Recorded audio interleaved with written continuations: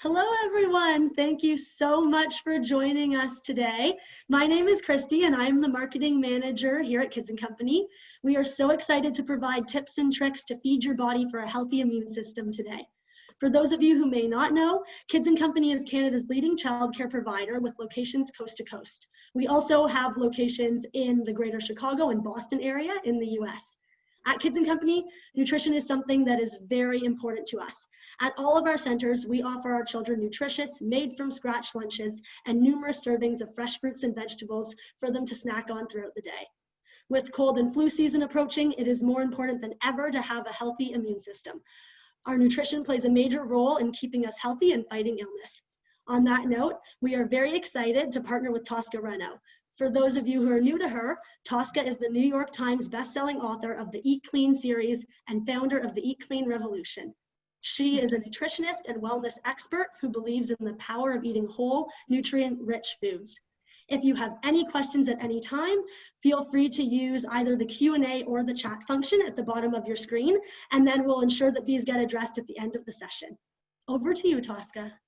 Thanks, Christy, and thanks everyone for joining us today. I salute you for advocating for your wellness and that of your family. What a perfect opportunity we have, not only through Kids & Company, to highlight the importance of nutrition, but also we are in a unique time in history where the entire world is immersed in the concern about how to improve immunity. And that happened because earlier this year, of course, the entire planet has been plunged into this developing crisis about COVID. So suddenly everything relating to disease fighting and staying healthy has come into sharp focus. So you at home as a parent may be wondering, how does your child become immune? How do you strengthen your child's immune defenses? And how does your child maintain strong immunity? Again, thank you so much for joining me. And I do welcome questions, so don't forget to use the chat option and drop me a few lines. All right, so add to this environment that's happening now with COVID, we also have a situation where, of course, cold and flu is coming. Christy mentioned that. And we really don't want you to be in a survival mode where every time you leave the house, you're thinking, well, what bug is possibly going to take my child down? Here's the thing, you can't 100% germ-proof your child. It's impossible. You can't 100% germ-proof yourself. And actually, it's not a good idea. We don't want to wipe out all germs because to some extent, a lot like bodybuilding, when we're doing sets and reps, we want to have that exposure to some pathogens or disease agents because it strengthens our immune system. So in the next little while, what we're going to learn is the basics about your immune system, that of your child, the definition of complete health, which may surprise you, the nutrients that you are most likely deficient in, how to enhance your child's immune system, and do that through 3 elements, which I call eating clean, exercise, and emotional self-care.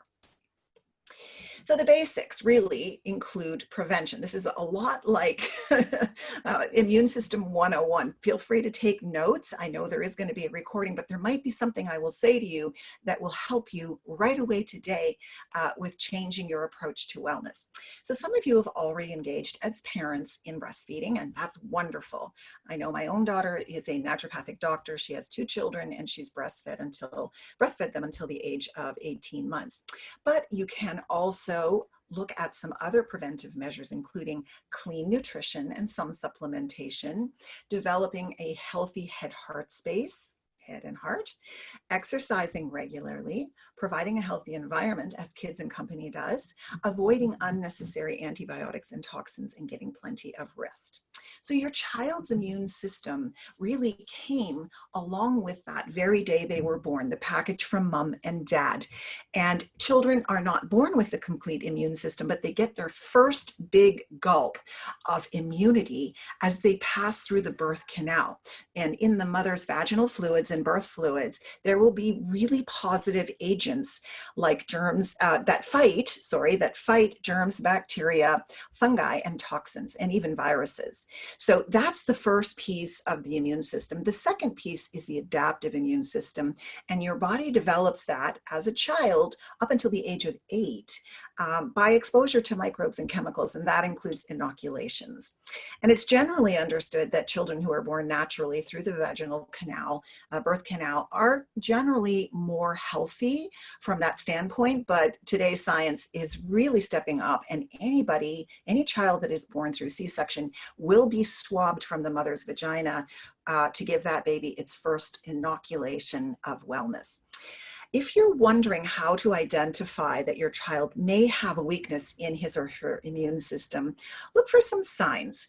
Again, this is recorded, but if you want to take a few notes, look for signs like this. Is your child often emotionally upset, distraught, or agitated? As we know, stress undermines the immune system. Notice if wounds take longer to heal. Does your child frequently have ear or sinus infections, or is the nose always runny? Does your child have dark circles under the eyes? Is the skin inflamed? Is your child always tired?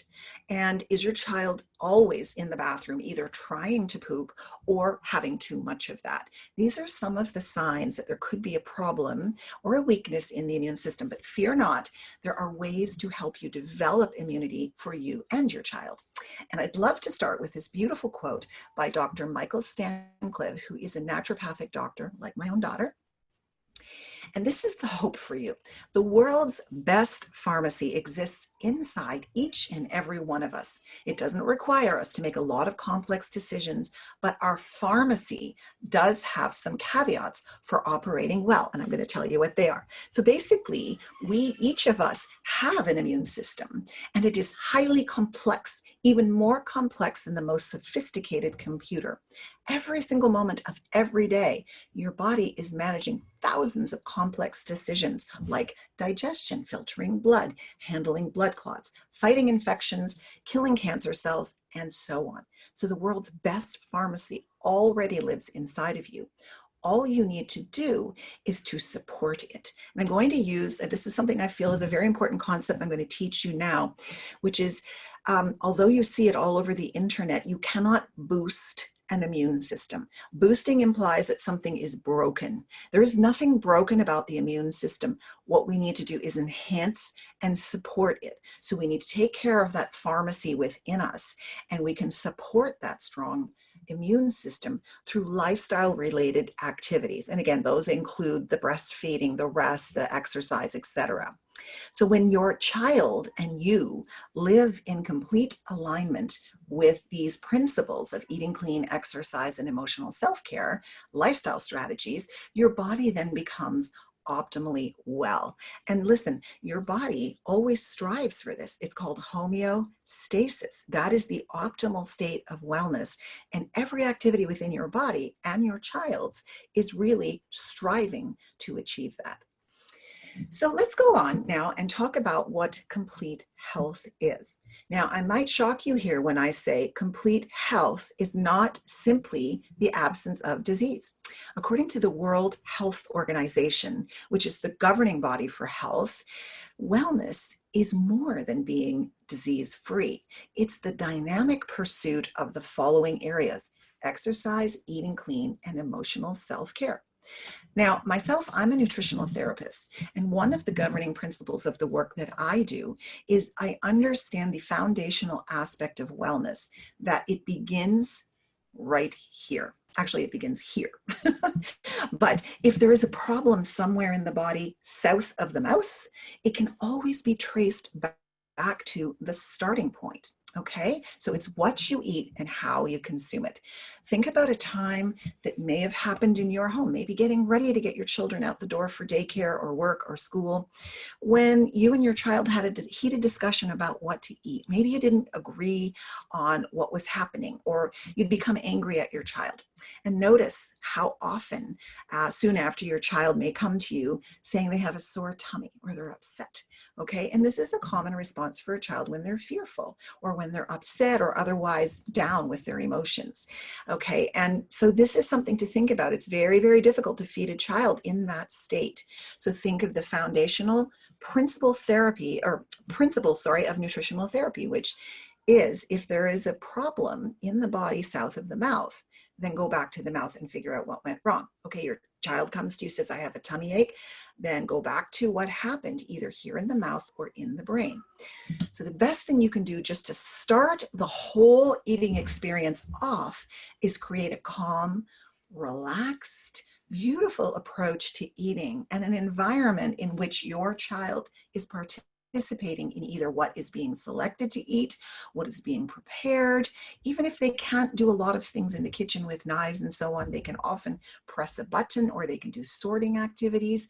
And this is where healthy immunity begins, because the idea of it begins in your mental concept of food and how it nourishes you. Let's get into the meat of it now, pardon the pun. But with regard to your immune defense, which is the job your immune system is doing, nutrition begins with what you eat, and it begins with how you source it. So good nutrition is essential to developing and maintaining a healthy immune system for your child. And of course, when I say your child, I really also mean you, because everybody in your family right now wants a healthy immune system. Am I right? Yes. Okay. And your inner pharmacy is going to operate so much better when you're eating clean, whole foods. So what do I mean by clean foods? You've heard this word. The phenomenon sort of started, I'm going to say 15 years ago, and it seems like everybody's talking about it. But what does it actually mean? Well, clean food is a food that is whole, natural, minimally processed, properly prepared, and well sourced. It's also sugar and toxin free. I don't know if you saw the news this morning with the Subway sandwiches, but in Ireland, the Subway sandwich bread has been deemed not food because it has more than 6 grams of sugar per slice in it. Not food. So that to me is a toxin, but we'll talk about that. Remember too that nutritional deficiencies or weaknesses could be responsible for chronic immune problems in your child's body or yours, because it's much easier when the immune system is down for bacteria and viruses to take hold. And we saw that happen in Italy with the COVID virus, sadly, where many immune compromised persons were then taken over by the disease. So we don't want that to happen. So there's some critical nutrients that you absolutely need to have in your child's body. So that includes some vitamins. Of course, all of them are important, but ACE, remember, ACE, right? You want to ACE wellness, ACE immunity. So vitamins A, C, and E. We also need fatty acids, and I'll talk a little bit about these as we get further into the conversation. But also minerals are incredibly important, and some of the most important minerals include things like manganese, selenium, zinc, copper, iron, sulfur, magnesium, and germanium. Now, remember, this is being recorded, and if you need a reminder of any of these, just note that in the chat and we'll list them. Most of these nutrients can be obtained by clean foods. I already explained to you clean, nutrient-dense, whole, minimally processed, well-sourced foods. So when you're eating clean and you're trying to eat organic foods and eat local, you're going to do your best to get these nutrients in great supply. And they can be, for the most part, obtained through eating fresh fruits and vegetables. And I heard Christy say that that is served in your from scratch lunches and possibly snacks at Kids & Co. So that's already just a wonderful boost. But you can also get these nutrients from, again, fresh fruits and vegetables, leafy greens. I emphasize the leafy greens as a category on their own because they are, in my mind, the superfood that everybody needs to eat more of. You can also get these nutrients from nuts, seeds, beans, and whole grains. Now, this is where it's important to start thinking about when I say well-sourced and properly prepared. Now, proper preparation of, let's say, leafy greens requires that you add a fat to the greens so that you can get the nutrients out of those greens into your body. If you just eat a salad with no dressing, if you just eat kale with no olive oil on it, if you eat, I'm just trying to think what I had last night, Swiss chard with not a little bit of a dollop of butter on it, you're basically eating the greens and wasting the nutrients. You need the fat in order to incorporate the vitamins into the tissues, and that applies to you and your children. Also, when it comes to nuts and seeds, they need to be soaked overnight. For any details that are complex and maybe beyond the scope of this presentation, feel free to go to toscareno.com, where I have a lot of videos and information to help you do these things. And whole grains also need to be soaked overnight. So that includes your rice, and it includes your flours, and it includes all of the things that you eat that are whole grains that need to be soaked first, because you want to open them up and expose the nutrients and get the most out of them. Now let's talk about processed foods, because again, there's an abundance of processed foods. Modern man is the first person who has consumed foods that Earth didn't just yield up. So processed foods, particularly grains and refined sugar, soda, fruit juices, rancid oils, nuts, and nut butters, even peanut butter, weaken the immune system. And that's because processed grains in the forms of cereal are a particular source of poor nutrition because they're heavily processed and they contain way too many grams of sugar. I'm going to suggest to you that the World Health Organization says that 6 grams of sugar per day for children or individuals is enough. In my mind, I want to say 0. I want you to strive for 0, because sugar is the basis for so much disease, starting with inflammation. And from inflammation, then we go into further areas where the body is compromised from the immune point of view. Sugar also behaves as a thief. So what that means is when we eat sugar, the body needs to make a decision about how to process that ingredient. It's not a food, it's an ingredient.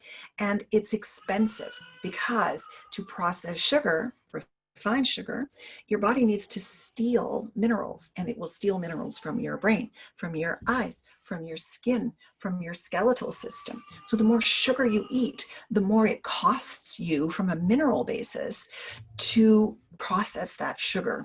And then it puts your body in a state of not homeostasis, but in imbalance. So when I'm talking about, and I'm seeing from Julia, do I mean all kinds of sugars? I mean refined sugars. Now there are 100 different names for sugar. So I mean refined white sugar, I mean brown sugar, demerara, muscat.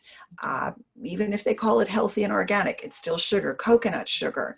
I'm just thinking of another one, high fructose corn syrup, which is prevalent in most cereals, and on and on. These sugars all cost the body. Now, natural sugars from fruits and vegetables and from grains and even from dairy to a certain extent do not. Okay, so there's a big difference there. I also want to say that when these foods, like refined processed foods, particularly sugar, make their way into your child's diet, they are displacing foods. It means that when your child is eating the bag of potato chips or the Fruit Loop cereals, and I'm not judging, I'm just saying, when that's happening, what is going on is you're displacing the desire to eat other types of food. So there's not an opportunity to put those good vitamins A, C, E, and the minerals into the body. The question comes about honey in this case. I know it's a big one.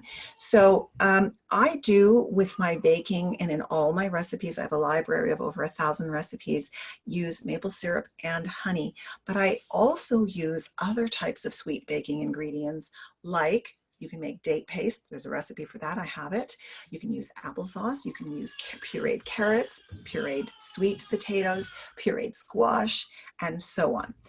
You can replace to a certain extent sugar that you otherwise would eat with honey. But again, it's still a sweet food. So while it has healthy benefits, you don't want to be gobbling up tons and tons of honey and maple syrup. And these are fantastic questions. I also want to point out to you that as parents, you're probably serving a lot of things like nut butters and seed butters to your children. Nuts are an excellent source of protein and minerals and particular fats. I love those. But there are certain ones that are going to be better for you. So dietary fats you need to be careful for, because fats are also highly volatile, meaning they can get rancid quickly. And what I've noticed when I go and do a kitchen inventory or intervention for clients is they're always storing the olive oil right next to the stove. And that is not where it should be. Olive oil needs to be in a dark container, any kind of oil for that matter, in a dark container, away from heat and away from light. That's what I mean by volatile. When oil is exposed to heat and light, it's no good. It becomes rancid, and then it causes harm inside you.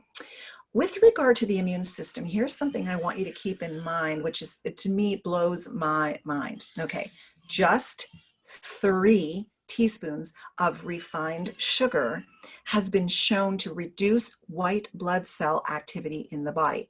Now, white blood cells fight disease. They eat bacteria and viruses and pathogens. When you reduce the white blood cell count, you increase the chance for infection. So is it any wonder that your child may become ill after a birthday party or Christmas or Halloween? Have you ever noticed that?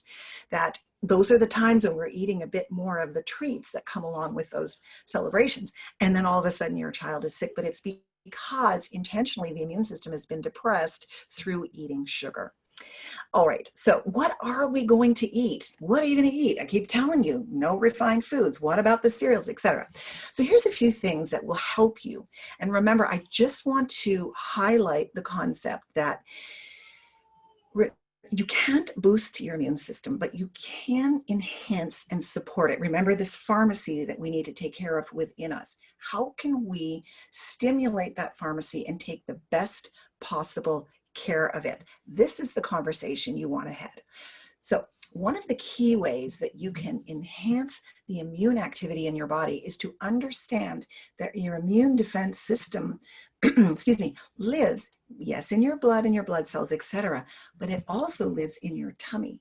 If you put your hands on your belly right now and just bring your thumbs together on your navel and create a heart shape below your navel to your top of your pubic bone, right there in your belly is about 5 pounds of healthy bacteria. It is your microbiome, and 95% of your immunity lives in your gut. So anything you can do to make that gut happy and healthy and full of friendly bacteria is a plus. So one of the key things you can do is you can eat yogurt. Now, your child will love yogurt, but the other day I noticed when I was in the grocery store that the yogurt aisle has become as complex as the cereal aisle, hasn't it? So I want to indicate to you that the best yogurt to buy is the kind of yogurt that is plain, full fat. Remember, we need the fat to absorb the nutrients and even minerals. So we need fat to absorb A, C, E vitamins, but also calcium for bones and magnesium, etc. So fat. So you want full fat yogurt. You want plain, because you can always add a little dollop of your own maple syrup and some fresh chopped fruit.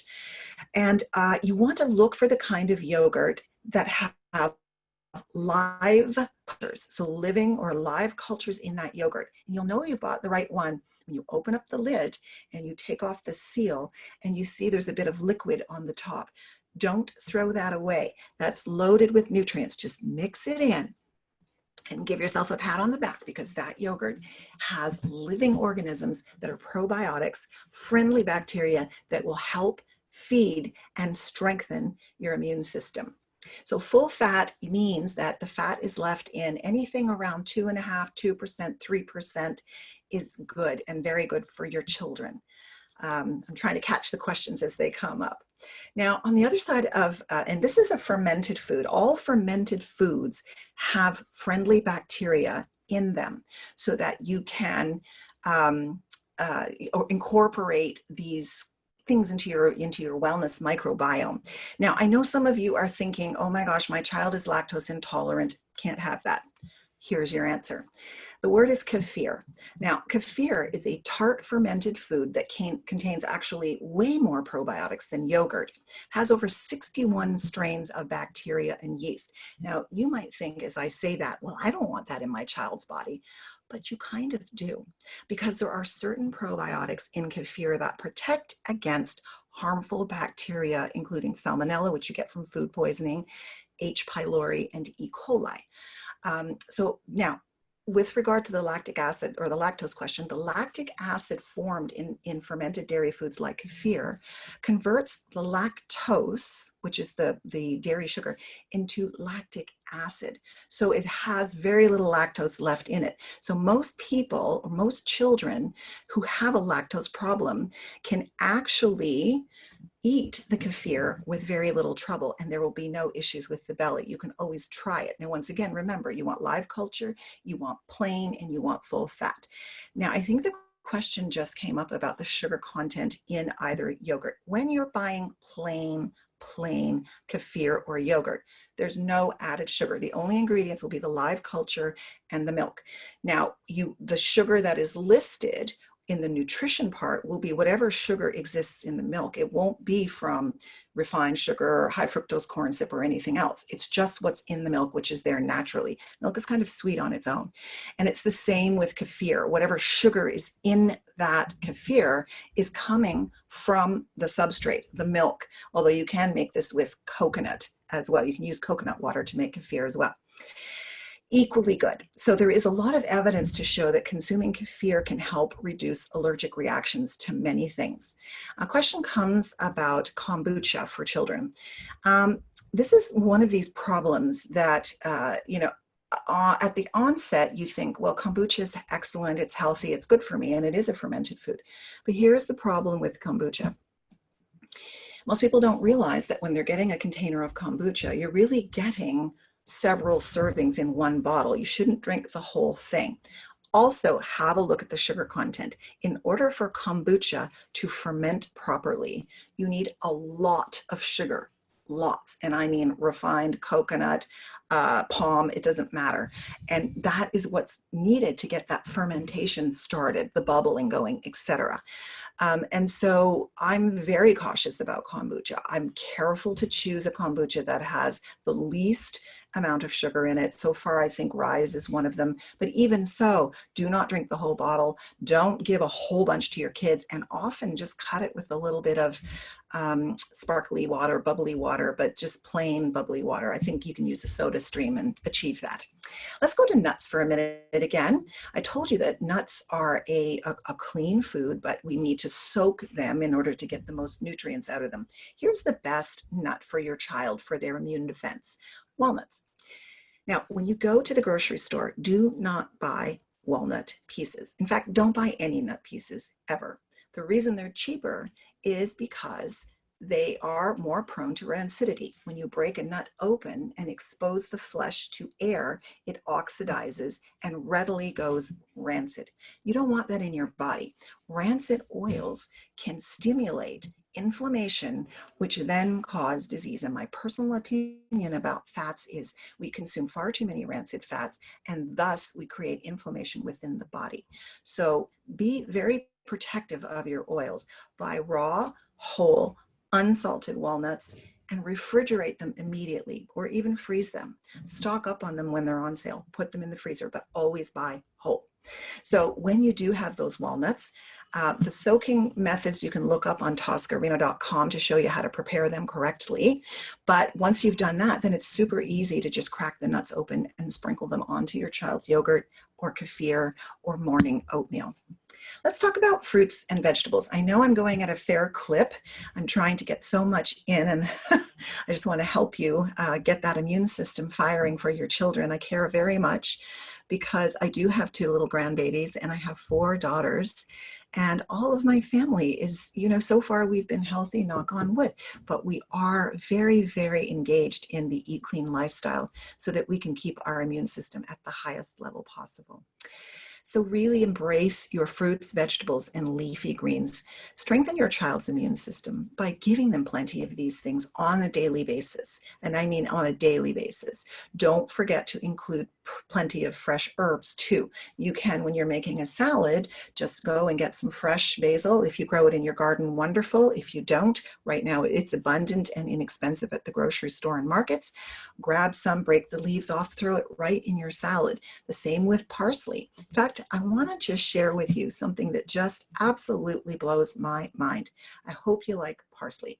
Consuming just 2 tablespoons of fresh parsley per day will switch on and upregulate the function of 2,500 of your genes. So that means when you eat parsley, 2,500 genes are suddenly saying, I can do a better job. I'm going to do a better job. And you then will enjoy the benefits of that. So I'm not sure if the question is how to get your kids to eat more herbs and greens and so on. It's the whole idea of offering. Over time, when children observe what parents are doing and caregivers are doing, and they see that caregivers are eating greens or salads or herbs or walnuts or any of these things I'm talking about, they will eventually become curious enough to try it. The point is never to beat them over the head with it. It's never a battle. It's an offer. And when they begin to see that mom and dad like it and that the siblings in the family like it, or that they too like it, it's much easier to win the nutrition game with your kids. Also for this season, the upcoming flu season and potentially COVID phase 2, who knows, focus on foods that are extremely high in vitamin C. We already know that for one of the COVID let's say one of the COVID strategies is to really up your vitamin C. And vitamin C can be as high as 500 to 1,000 IU, but it's of course very, very different for each person, each weight, etc. So be careful about that. The other thing I want to say is vitamin D is an incredible, incredible nutrient. And I just have to tell you that vitamin D will make often the difference between a horrific case of the flu or COVID or any kind of injury versus one that's not so bad. If you take now I take from 1,000 to 5,000 IU per day. I know my daughter gives her little ones about, I think, 500 to 1,000 IU per day as well. And it always reduces the intensity of all symptoms of disease as well as all cause of disease. So vitamin D, especially living north of the American border where we Canadians get very little sun, you want your vitamin D. It is the D that is the sun that we need to keep ourselves healthy. So look at foods that are high in C, like let's see, and I know you're going to argue with me about the amount of vitamin D. It's approved first, but I'm going to tell you that effectively you can take up to 5,000, and some people, some doctors I know, take 10,000 international units. However, I will tell you, follow the labeling, add the D as best you can. So eat foods high in vitamin C like citrus fruits. It's easy to get children to eat fruits, and I prefer you to eat the whole fruit as opposed to the juice. I'll tell you why in a minute. You want strawberries, bell peppers, broccoli, sweet potatoes. Also, I encourage you as parents, shop in season. When you buy your groceries, your produce in season, you're getting it at its nutritional peak. You're getting it when it's absolutely abundant, and you're getting it when it's the cheapest. So you're really winning, right? So try to eat in season and local. Now, here's one that we often miss, which is to consume enough lean protein. And I know not every child likes meat, and I'm not saying you have to eat meat, but I'm saying you need to have enough protein in your diet. And women particularly are just not up to standard about getting enough protein. You need, for women, 4 grams of protein every I'm going to say every meal, and I'm going to indicate their snacks and main meals, so somewhere between 4 to 6 times a day, depending on your size. Protein is important because it builds strong muscles, but it's the basis of everything in your immune system. Without enough protein, whether it's tofu or a chicken breast, you're just not going to be able to muster all the materials you need to develop that immune system. Just continue to offer a wide range of healthy foods. Your child won't like everything you put on the table, and not every food that is the hottest trend right now, like remember acai berries and I think it was seaweed. you know what? Those aren't the best indicators. What you want is food, a wide range of food choices so that your child develops the palate and the interest and the curiosity for a lifelong love affair with healthy proteins, greens, fats, and all kinds of things. Wherever possible, please go for whole foods. I mentioned earlier about eating the whole orange, and I prefer that, and here's why. In a glass of orange juice at any given time, even though your child might like it, you're getting the juice of anywhere, excuse me, from 2 to 3 whole oranges. Who would ever sit down and eat 2 to 3 whole oranges in a sitting? You wouldn't. The other problem is, without the pulp, and some juices don't have pulp, you're basically not providing any way for that hit of sugar. And it is a massive hit of sugar when you eat the juice of 3 oranges or drink it, right? It's impossible. But when you provide no breaks, and fiber can be considered breaks to slow down the absorption of sugar from the orange juice into the blood, you're basically spiking your kid's blood sugar level, and then it crashes. And what you want is a steady, slow, maintained release of blood sugar so that they keep themselves energized for longer periods of time. So that means whole foods are far better and act on a slower, more sustained release of nutrients into the blood. And that's far better for managing things like diabetes, for managing weight, for managing cognition, and for managing wellness and disease. Because folks, here's the bad news. Here's the bad news. Sugar is the preferred food of most diseases, including cancer. So we want to take away that substrate, that ingredient, the ingredient that doesn't need to be there in the first place, the thing that we've become addicted to. We need to take it out, and then we need to give ourselves that stronger opportunity to become well through detoxing, resetting, and getting rid of sugar. And so the more we look at what food is, whether it's a whole food, whether it's well sourced, whether there's loads of sugar in it or not, this is the important thing. It's whole foods every single time. And we're going to combine that with lifestyle that give you the strongest chance for immunity. Now, here's one that will blow your mind, really. And it seems like this might be an ideal moment to just take a little sip of water, because water is the world's #1 deficiency, and your immune system depends on it. And so does your child. It may seem overly simple, but water is the greatest deficiency for most of the planet. And it means that very likely, not intentionally, that your child is deficient too, and maybe you too. And that's because we live in this crazy world with busy schedules, and we just forget to drink enough. And of course, it's easy to forget. And then of course, what is enough? And remember, busyness is not just related to you as a parent, but your children are often busy too. So the fact that you're dehydrated affects everybody, and it's the simplest thing we can fix. I'm going to give you a formula, okay? But the other thing is, it's not just forgetting to drink water. So, there's the coffee, right? Foods that are heavily processed, high in sugar, high in processed grains, high in refined sugars. Those things are so sweet, and they are actually very expensive on your body's water supply. In other words, to process them, as I told you before, it requires a lot of water, and that dehydrates your body, and it dehydrates your immune system. So think of it like this. Your body knows how to make proteins from the protein that we eat, and all of your immune functions are protein driven, but your body has to make decisions about making high value proteins or poor quality proteins. High value proteins can be made when you have sufficient water and sufficient nutrients. That means you can launch a healthy immune defense to keep yourself immune from disease.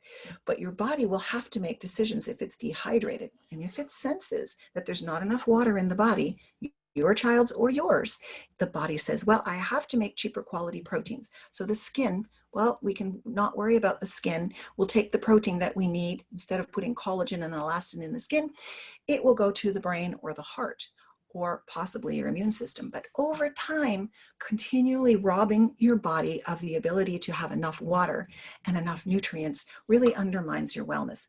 So get this. This kind of blows my mind. There's a stat here.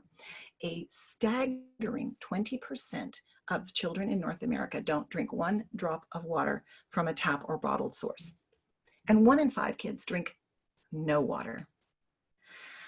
I just want to remind you that drinking enough water may be the simplest thing you can do for your child's immune system, because in the end, children who don't drink water tend to drink more than 10% of their daily calories from sugary drinks, including fruit juices, but they also have a tendency towards obesity, illness, and allergy, and cognitive and behavioral dysfunction.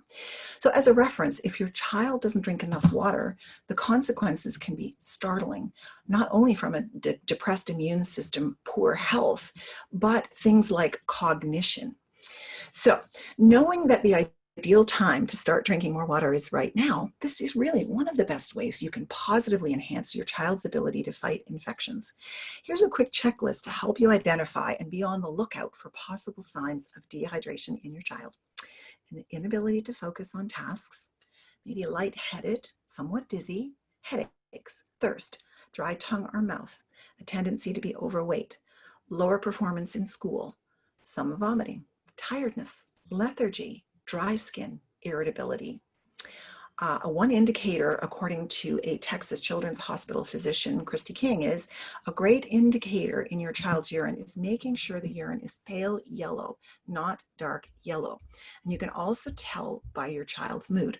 A well-hydrated child, this is a quote, typically is energized, where if your child is dehydrated, they are sleepy, fussy, and moody.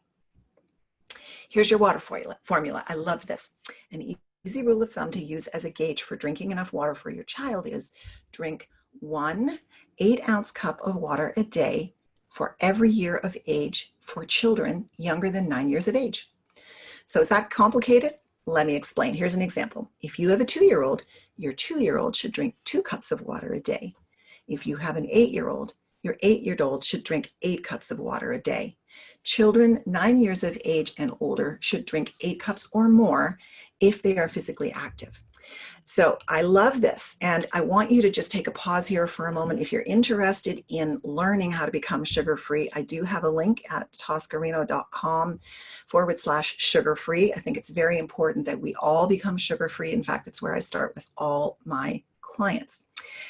And there are so many positives that come from building strong, sound immunity through proper nutrition. I think we forget how easy it is to nourish ourselves because life gets so incredibly busy. We've had an opportunity over the course of the quarantine to pay a little more attention to what we're eating because, for better or for worse, I think a lot of parents are spending a lot of time having to prepare foods. And there's a bit of kitchen fatigue going on. I realize that.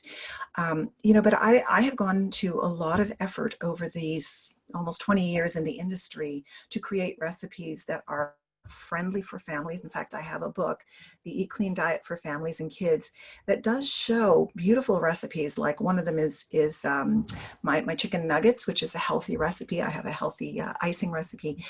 There are 101 ways to build immune defense in your child's system. So let's go back and review what we have learned. We have learned the basics about your immune system, that we are born with a chunk of immunity from our parents and through the birth canal, but that we learn, in other words, we have adaptive and we have innate immune, and we learn how to become immune through exposure to germs. We know that the definition of complete health involves understanding that it's not the absence of disease that makes you healthy, but it is the presence of the daily pursuit of eating clean, exercise, and emotional self-care.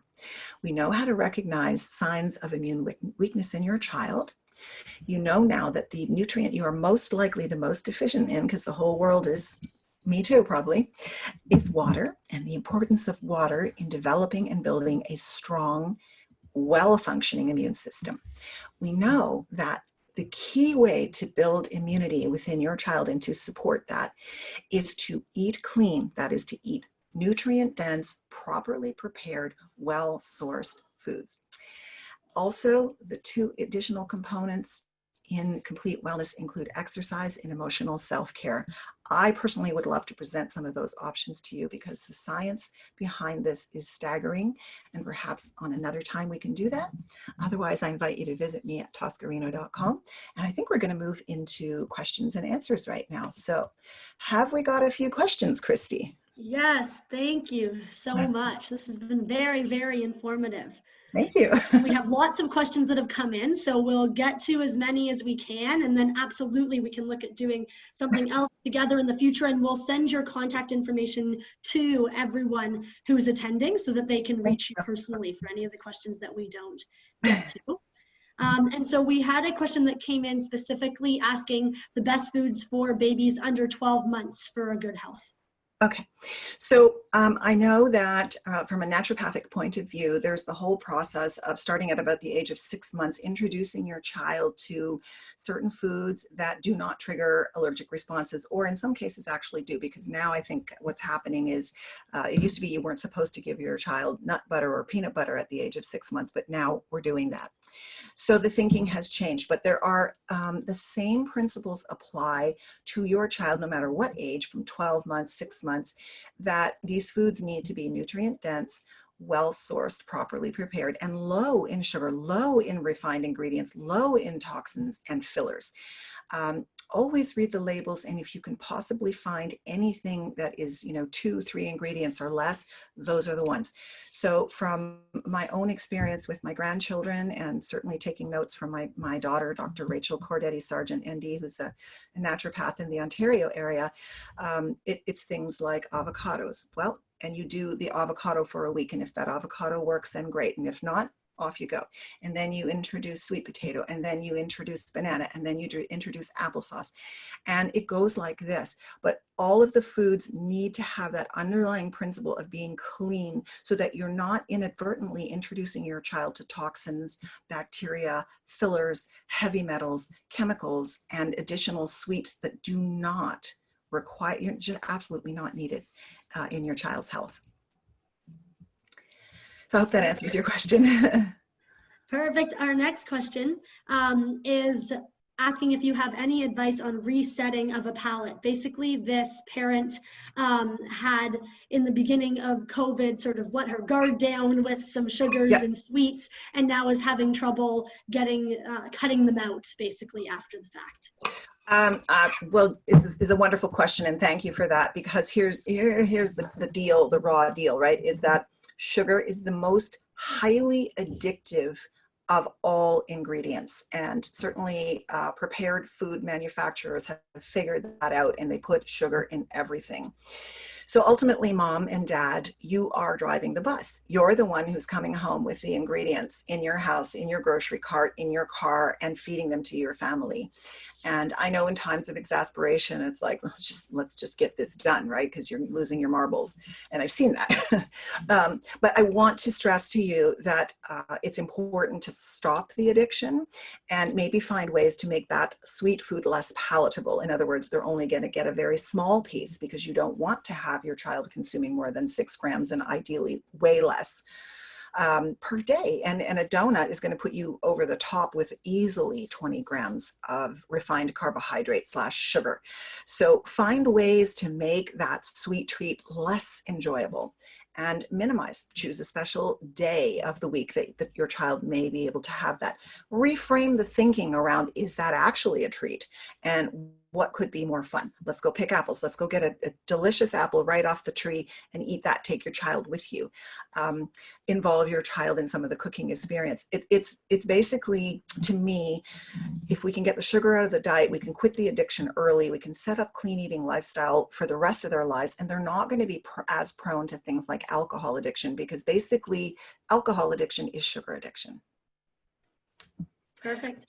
Our next question is there such thing as giving too much milk to your child? And if so, what are the consequences? Again, milk is such a contentious subject, and I do not believe that milk is the only nutrient. It was certainly marketed that way, and we found that many of the marketing schemes of the past, including milk and including margarine — please stop eating margarine, by the way — were just marketing ploys. So what I want to say to you is that if your doctor recommends that your child at a certain age does drink cow milk, Okay, but there are other ways to get calcium. I mean, milk is often suggested to get the appropriate calcium amount, but a cup of leafy greens or a cup of, well, a cup is going to be too much for your child, but even a half cup it is going to have way more calcium, minerals, and other nutrients in it than a glass of milk. The same applies to quinoa.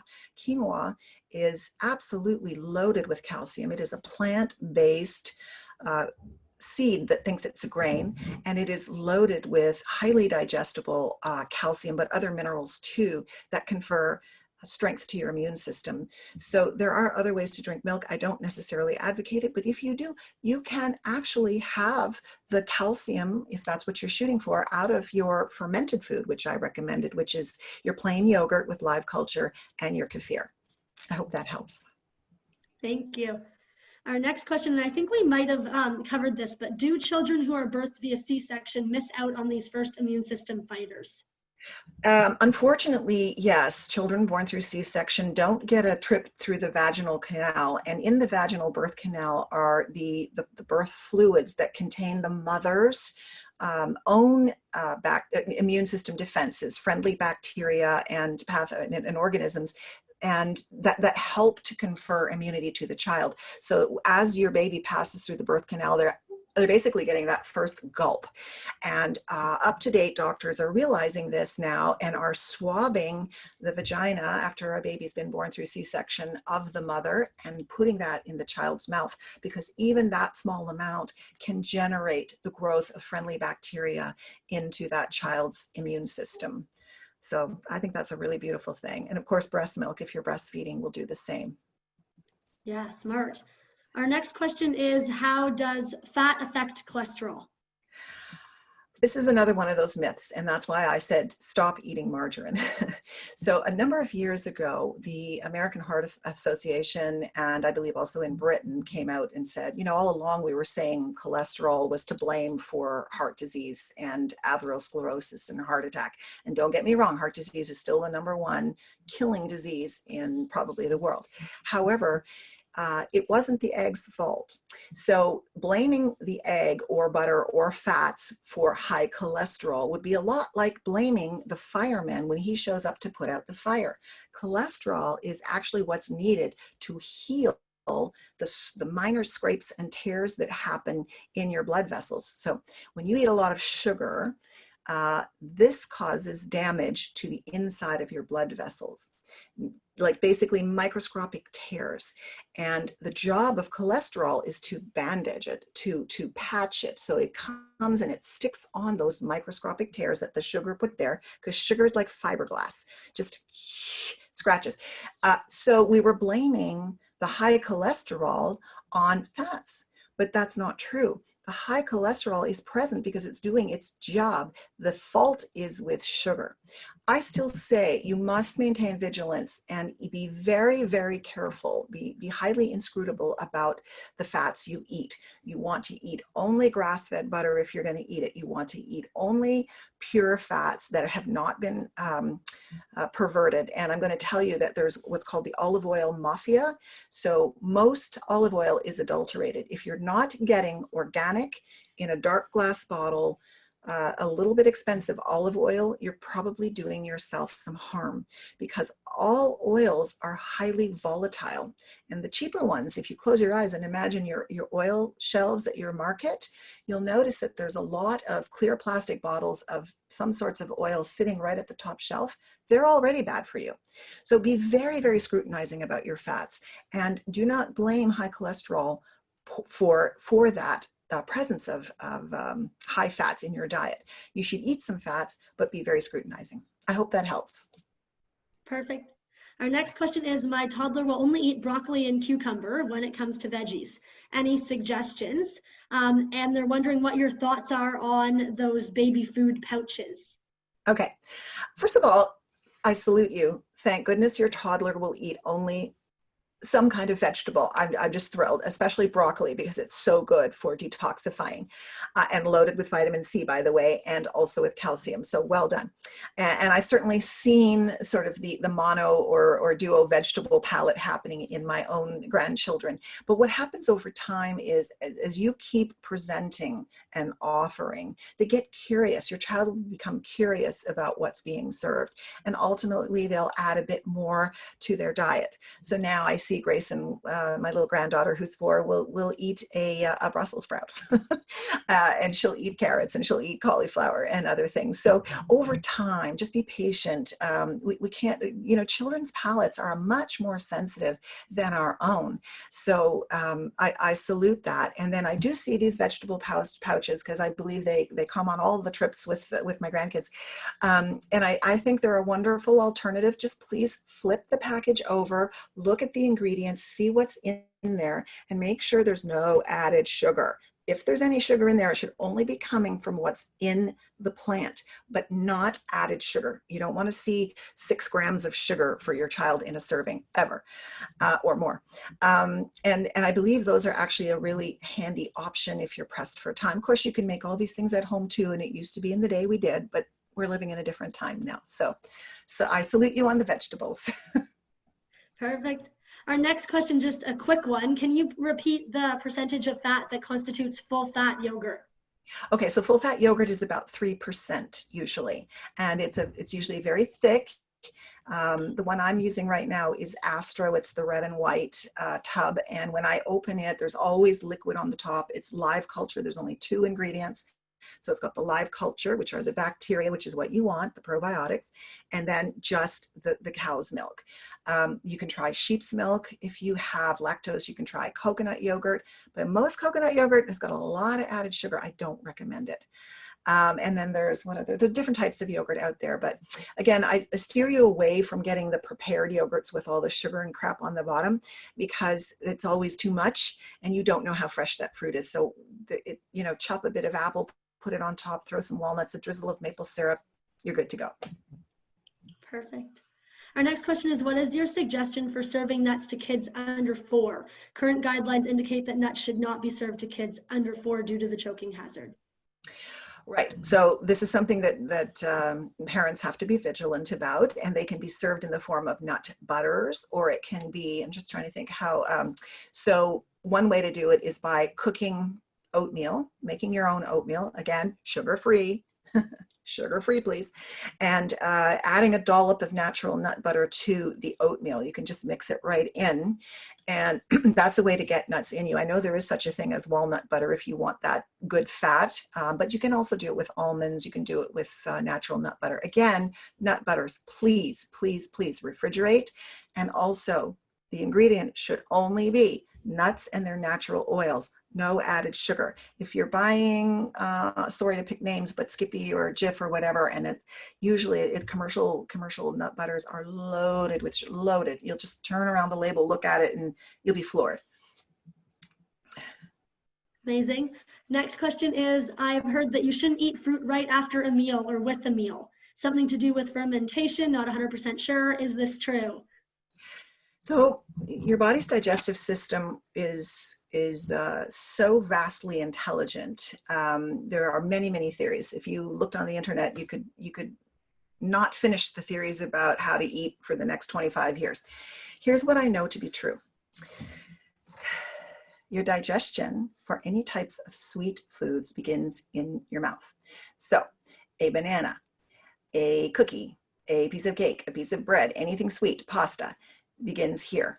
You need a particular enzyme called amylase, and you need your teeth, and you need to liquefy that food. If you do a good job of that and swallow it down into your stomach will be prepared. How is your stomach prepared to do the digestion there? Well, first of all, the amylase has broken down all the sweet things here. So we're talking about fruit as well. And your stomach now is ready to receive this food. And it does the digestion through something called hydrochloric acid. And hydrochloric acid is necessary, and it becomes activated once food hits the stomach.